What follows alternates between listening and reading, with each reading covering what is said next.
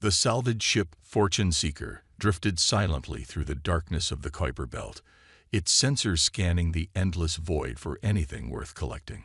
Captain Jack Miller stood at the bridge window, his weathered face illuminated by the dim glow of distant stars.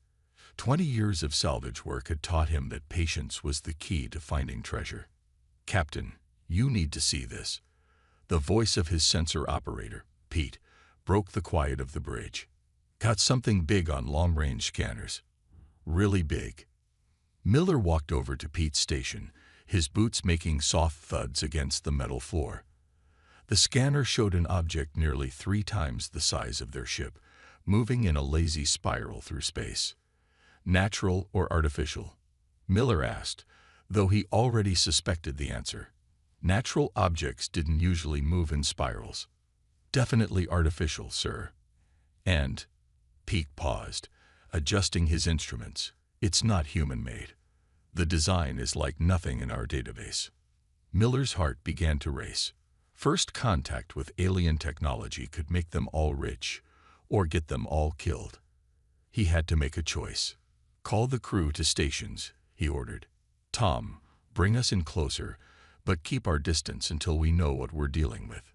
The Fortune Seeker's engines hummed to life, pushing the ship toward the mysterious object. As they got closer, the ship's external lights revealed a sight that made everyone on the bridge gasp. The alien vessel was beautiful. Its hull looked like flowing silver, with shapes that seemed impossible for metal to make. But what caught Miller's attention were the markings along its side. Definitely writing, but in no language he had ever seen. "Tom, take us around it slowly. Look for any signs of damage or danger," Miller commanded. The Fortune Seeker circled the alien ship like a cautious animal, its lights revealing more details with each pass. "No signs of battle damage," reported Lisa from Weapons Control. "But look at those engine ports. They're cold. This thing's been powered down for a while." Miller nodded. "Any radiation? Dangerous materials?" "Nothing dangerous," Pete confirmed. "Actually, the whole ship seems perfectly fine. Just abandoned." That made no sense. Who would abandon a perfectly good spaceship, especially one this advanced? Miller had salvaged enough ships to know that vessels were usually abandoned for good reasons: damage, disease, or disaster. "Sir," Pete's voice rose with excitement, "I'm picking up some kind of data transmission. It's weak, but it's there. Looks like a disposal notice." "A what?" Miller moved closer to look at Pete's screen. "It's broadcasting on repeat. The computer's trying to translate it. But from what I can tell, this ship was deliberately abandoned. The original owners marked it as trash." Miller couldn't believe what he was hearing. "They threw it away? A working spaceship?" "The notice keeps using words like inefficient and below standard," Pete explained. "Looks like whoever built this thing decided it wasn't good enough and just left it here." Miller looked back at the magnificent vessel floating outside their window. "One man's trash is another man's treasure." That had always been the salvager's motto. But this was beyond anything he'd imagined. "Get me United Space Command," he ordered. "And someone wake up Tom Richards in engineering. He's going to want to see this." As the crew rushed to follow his orders, Miller kept staring at the alien ship. He could already imagine the possibilities. If they could understand even a fraction of its technology, humanity could leap forward by decades, maybe centuries. "Send out the drones," he commanded. "I want detailed scans of every inch of that ship. And get the boarding team ready. We're going to need full containment protocols." The Fortune Seeker's crew moved with excited efficiency, preparing for what could be the most important salvage operation in human history. None of them knew it yet, but they had just stumbled upon something that would change humanity's future forever. Outside in the cold darkness of space, the alien ship continued its slow spiral, waiting to reveal its secrets to its new owners. The meeting room at United Space Command headquarters was packed with officials, scientists, and military officers. At the front of the room, Captain Miller and his chief engineer, Tom Richards, stood before a large screen showing images of their alien discovery. "So let me get this straight," Admiral James Baker said, his voice heavy with doubt. "You want us to invest millions in studying what amounts to alien garbage?" Tom Richards stepped forward, his eyes bright with excitement, despite not sleeping for 3 days straight. He'd been studying the initial scans nonstop since they found the ship. "Sir, with all respect, calling this garbage is like calling the Mona Lisa a doodle," Richards said, pressing a button to change the display. "Look at this power core reading. Even in its dormant state, it's producing more energy than our best reactors at full capacity." The room filled with murmurs as the scientists studied the numbers. Admiral Baker leaned forward, his interest finally caught. "If the ship is so advanced, why did they abandon it?" asked Dr. Wilson, the head of Space Command's Research Division. Miller stepped up beside Richards. "The alien disposal notice we translated suggests they were trying to achieve faster-than-light travel. When the ship couldn't do it, they marked it as defective and abandoned it." "They gave up because it couldn't do the impossible?" Dr. Wilson asked, raising an eyebrow. "These aliens seem to have a very different way of thinking," Richards explained, switching to another image. "Their technology is incredible, but they appear to throw away anything that doesn't meet their exact specifications. This ship's power core operates at what they labeled a mere 300% efficiency." The scientists in the room started talking all at once. Admiral Baker had to raise his voice to be heard. 300% efficiency compared to what? "Compared to our best current technology, sir," Richards said. "What they considered a failure is still 3 times better than anything we've ever built." The Admiral sat back, stroking his chin. "And you think you can get it working?" "We already have some systems online," Miller said. "My team managed to power up the main computer core. It's like nothing we've ever seen.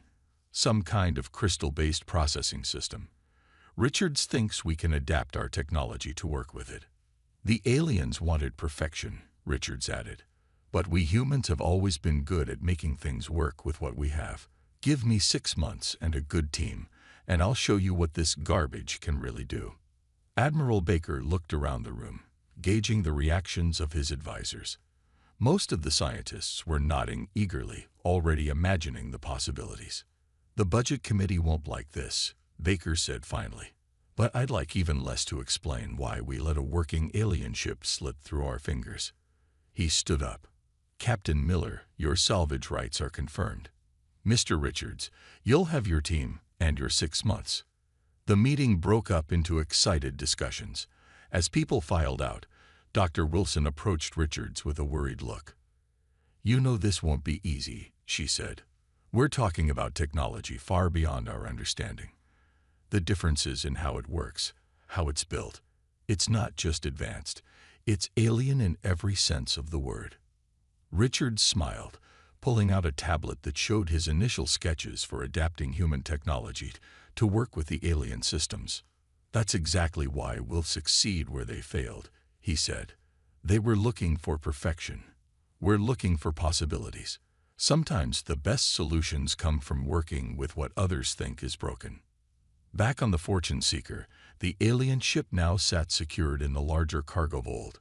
Its silver hull gleamed under the work lights as teams of technicians began the careful process of studying every inch of its structure. Miller stood watching from an observation window, remembering all the strange salvage jobs he'd done over the years. This one would be different. This one would change everything. "Well," he muttered to himself, "time to show these aliens what humans can do with a little junk." The research facility buzzed with activity as engineers and scientists worked around the clock studying the alien vessel. Tom Richards sat in his makeshift office, surrounded by holographic displays showing different sections of the ship's systems. After 3 weeks of non-stop work, patterns were finally emerging. "Look at this," he said to Miller, who had stopped by for their daily update. Richards pointed to a complex diagram of energy flows. "Every system in the ship is designed to work at exactly 100% efficiency. Not 99%, not 101%. Exactly 100%. Miller leaned closer, squinting at the display. That doesn't sound like a bad thing. It's not. In theory, Richards replied, bringing up another display. But here's the problem. The aliens built everything to such exact specifications that if any part performs even slightly differently than expected, they consider the whole system failed. The door opened, and Dr. Mary Foster, their lead systems analyst, walked in carrying a stack of data tablets. Her eyes were red from lack of sleep, but she was smiling. We cracked another section of their computer logs, she announced. You won't believe what we found. She set down her tablets and pulled up a new display. They didn't just abandon this ship because it couldn't achieve FTL travel. They abandoned it because it was producing excess energy. Excess energy? Miller asked. How is that a problem? Foster brought up a translated section of alien text. According to their logs, the power core was generating 3% more energy than their calculations predicted.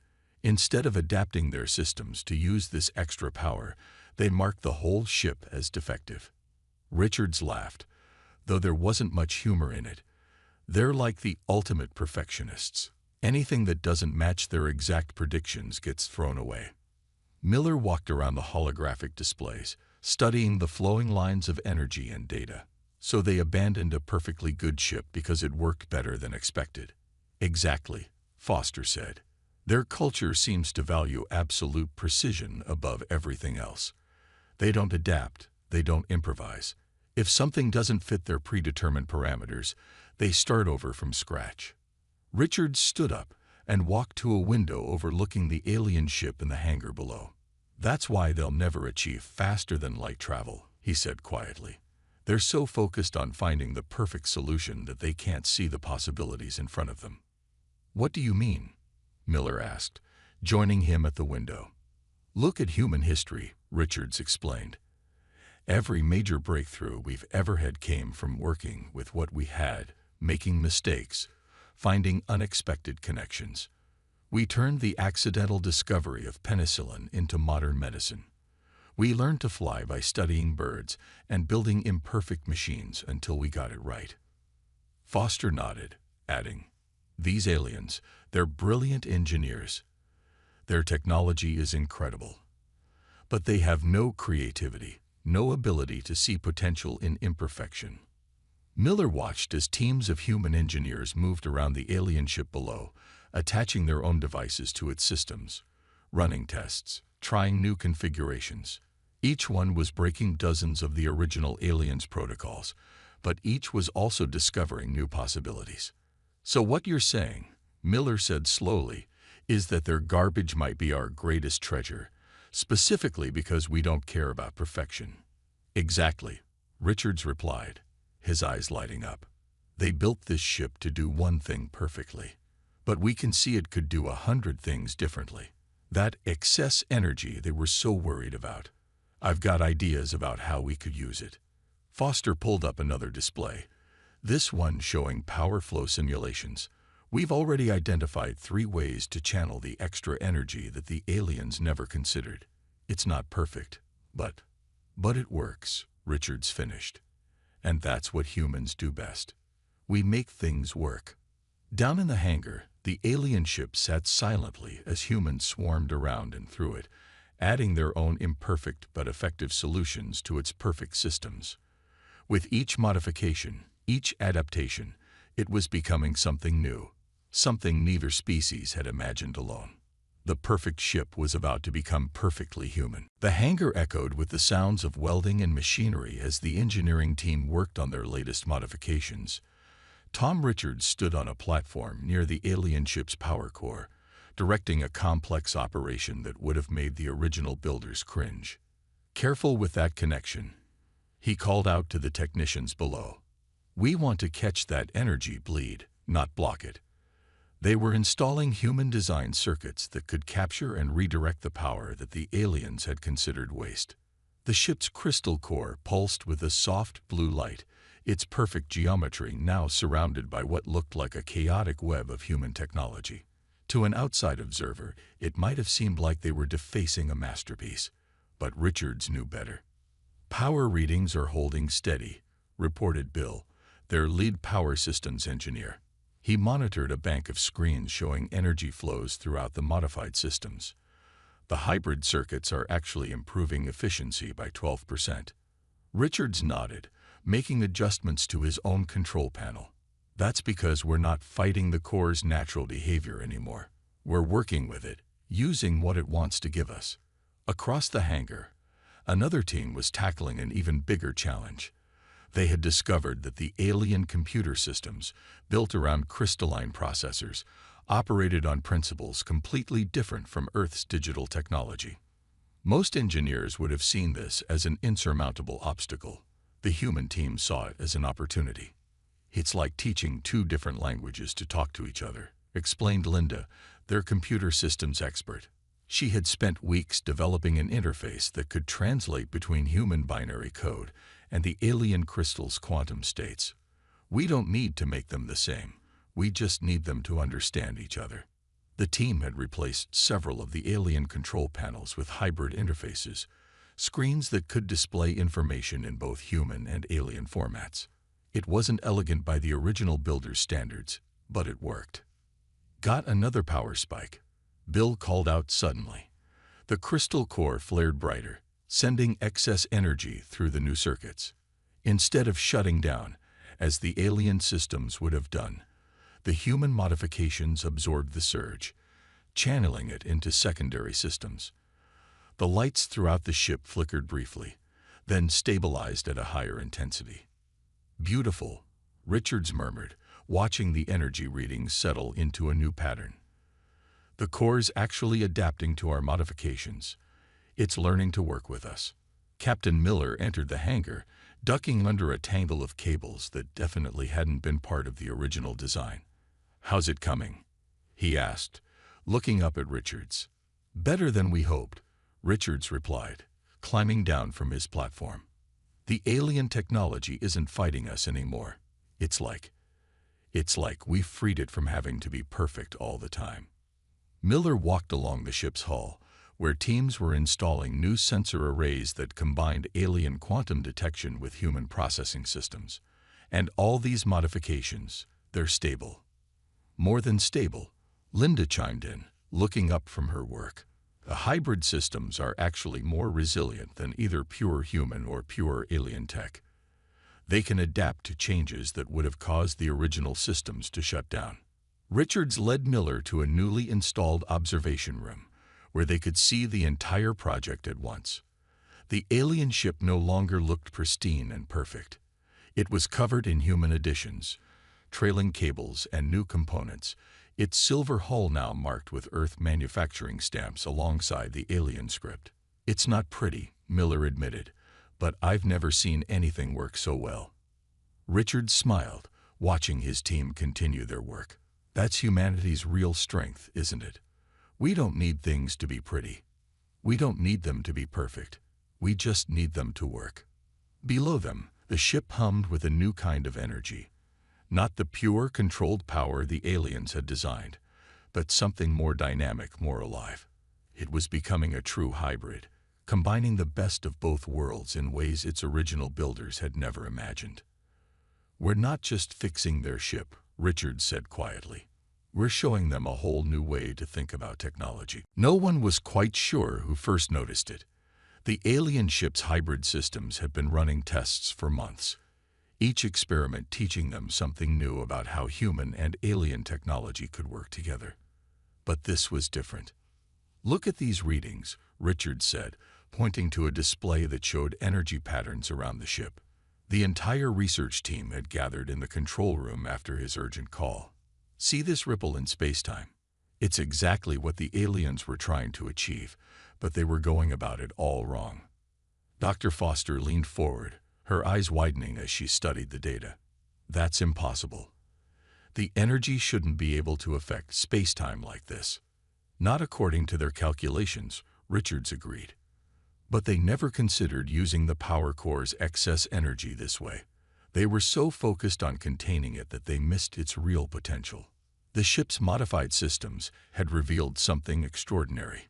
The waste energy that the aliens had tried to eliminate was actually creating microscopic distortions in spacetime. By themselves, these distortions were useless, which was why the aliens had dismissed them. But the human modifications had accidentally amplified the effect. "Watch this," Richard said, adjusting several controls. The hybrid circuits channeled more power into the effect, and the readings spiked dramatically. Through the control room's windows, they could see the space around the ship beginning to shimmer. Captain Miller, who had been quietly watching, finally spoke up. "Are you saying what I think you're saying?" Richards nodded slowly. "We can't achieve faster-than-light travel the way they were trying to, but we might be able to do something even better. We're not pushing through space. We're creating a stable point where space itself can be folded." The team worked through the night, refining their accidental discovery, what the aliens had considered a flaw. The power core's tendency to produce excess energy turned out to be the key they needed. The human modifications allowed them to harness and focus this energy in ways the original builders had never considered. "It's like they built the perfect musical instrument," Linda explained to Miller, "but they only wanted to play one note perfectly. We're using all the notes, even the ones they thought were wrong."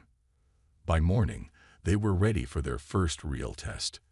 The ship, now more human than alien in many ways, hummed with power. The crystal core pulsed with intense light as the hybrid systems channeled its energy in new patterns. "Initiating space-time anchor sequence," Richards announced.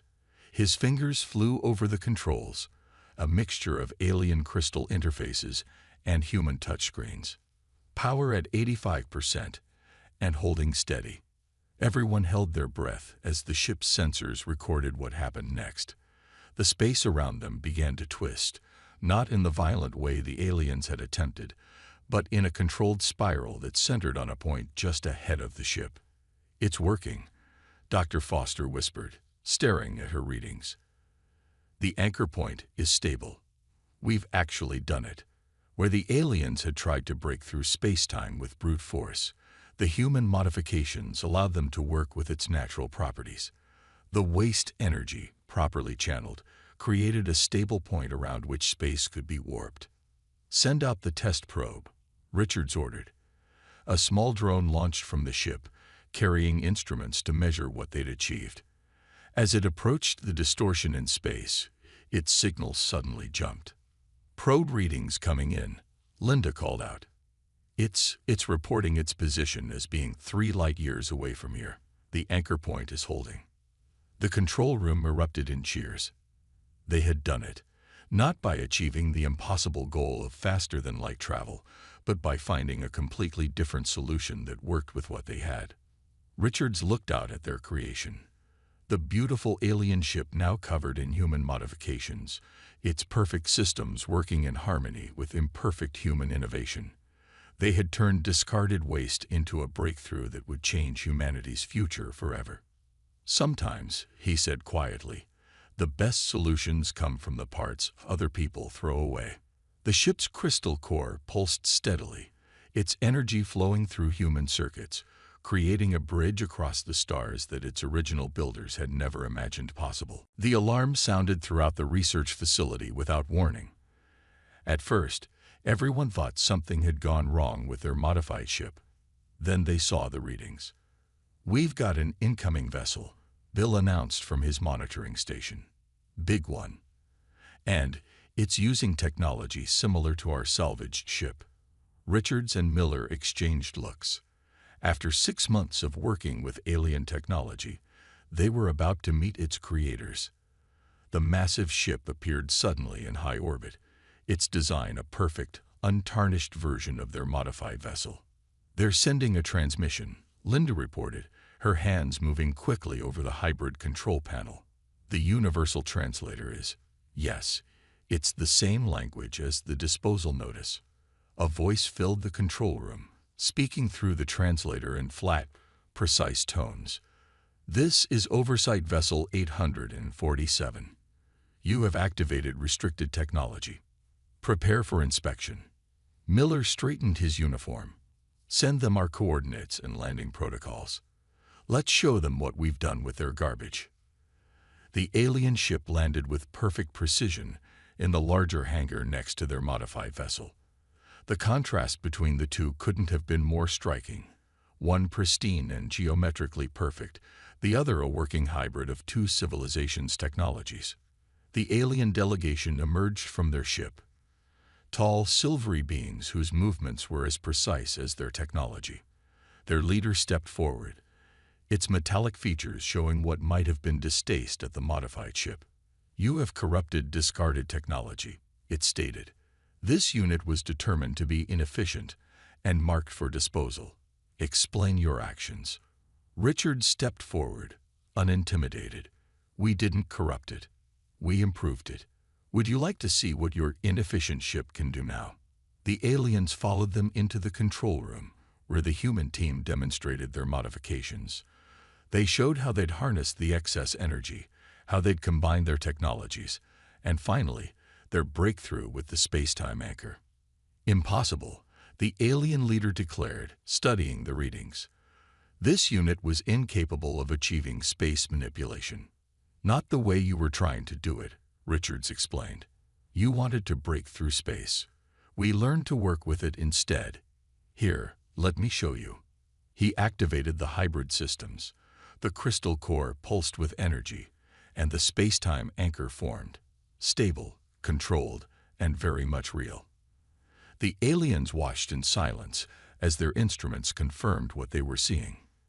"Your modifications are irregular," one of the alien scientists noted. "Imperfect. They should not function." Miller smiled. "That's the thing about humans. We don't need things to be perfect. We just need them to work." The alien leader moved closer to the control panel, studying the human additions with new interest. "You have achieved what we could not, by embracing imperfection. By embracing possibility," Richards corrected. "Every flaw, every bit of excess energy, every irregular reading. They're all opportunities if you look at them the right way." The aliens conferred among themselves in their own language, their movements becoming less rigid as they discussed what they'd seen. Finally, their leader turned back to the humans. "We have much to learn from each other," it announced. "Your adaptability has shown us alternatives we never considered. Perhaps perfection is not the only path to advancement." As the aliens began examining the modified ship in detail, asking questions and studying the human innovations, Miller turned to Richards with a grin. "Well," he said, "I guess one species' trash really is another species' treasure." Richards watched as human and alien engineers started sharing ideas, already talking about new possibilities for combining their technologies. "You know what the best part is," he replied. "We didn't just fix their ship. We might have fixed their whole way of thinking." Outside, the two ships sat side by side, one perfect and untouched, the other modified but innovative. Together, they represented the beginning of a new era, where human creativity and alien precision could work together to achieve what neither could do alone. The future, it seemed, didn't need to be perfect. It just needed to be possible. 5 years had passed since the day humans turned alien trash into a breakthrough. The research facility had grown into a sprawling complex where humans and aliens worked side by side, learning from each other's strengths and weaknesses. The original modified ship, now nicknamed Phoenix by the human crew, sat in a place of honor in the main hangar. Its hybrid systems had become the template for a whole new class of vessels that combined the best of both civilizations' approaches to technology. Captain Miller stood before a graduating class of mixed human and alien engineers, all eager to work on the new hybrid ships. The sight would have been unimaginable just a few years ago. The perfectly posed aliens sitting next to the more casual humans, all focused on the same goal. "When we found that abandoned ship," Miller began, "we didn't just find technology. We found a way to bridge two very different ways of thinking. The aliens taught us precision and efficiency. We taught them creativity and adaptation. In orbit above Earth, dozens of hybrid ships were under construction. Their sleek hulls combined alien geometry with human practicality, each one slightly different as engineers experimented with new ideas. Tom Richards, now the head of the Joint Species Engineering Division, worked in his lab with both human and alien assistants. They had learned to complement each other perfectly, the aliens' precise calculations balanced by human intuition and creativity. "Look at this," said one of his alien colleagues, pointing to a new energy reading. Where once they would have rejected such an unexpected result, now they saw it as an opportunity to learn something new. "The power core is producing a harmonic frequency we didn't predict," the alien noted. "In the past, we would have shut it down for recalibration." Richard smiled. "And now?" "Now we will study it," the alien replied, already adjusting instruments to analyze the pattern. "Perhaps it will lead to another breakthrough." In another part of the facility, Dr. Foster led a team developing new applications for the space-time anchor technology. What had started as a way to create stable points for space travel had evolved into dozens of unexpected uses. "The alien's pursuit of perfection gave us incredible tools," she explained to a visiting dignitary. "But it was human adaptability that showed us how to use those tools in ways nobody expected." The original alien civilization had changed too. Their once rigid society had begun to embrace new ideas, learning from humanity's example that imperfection could lead to innovation. Their disposal sites, once filled with defective technology, were now centers of research and experimentation. Back in the main hangar, Miller finished his speech to the graduating class. "Look around you," he said, gesturing to the hybrid ships. "These vessels represent more than just technological advancement. They represent what we can achieve when we combine different ways of thinking." The students, human and alien alike, applauded. Many of them had grown up with this new partnership between species, seeing it not as something extraordinary, but as the natural way of things. After the ceremony, Richards joined Miller near the Phoenix. The old ship's hybrid systems still worked perfectly, a testament to the day humans proved that sometimes the best solutions come from unexpected places. "Did you ever imagine it would turn out like this?" Miller asked, looking at the bustling facility around them. Richards shook his head. "All I wanted to do was make that ship work. Instead, we ended up changing two civilizations." A group of young engineers walked past, humans and aliens chatting easily about their latest projects. Above them, through the hangar's transparent roof, they could see the new hybrid ships in orbit, their designs evolving with each generation. "You know what the real legacy is," Miller said thoughtfully. "It's not the technology. It's the idea that different approaches can work together. That perfection isn't always the answer." Richards nodded, watching as another team prepared a hybrid ship for launch. "The aliens taught us how to be more precise. We taught them how to embrace possibilities. Together, we're achieving things neither of us could have done alone." The Phoenix stood silently behind them, its modified systems still running after all these years. Not perfect, but exactly what it needed to be. A reminder that sometimes the best treasures are the ones others throw away.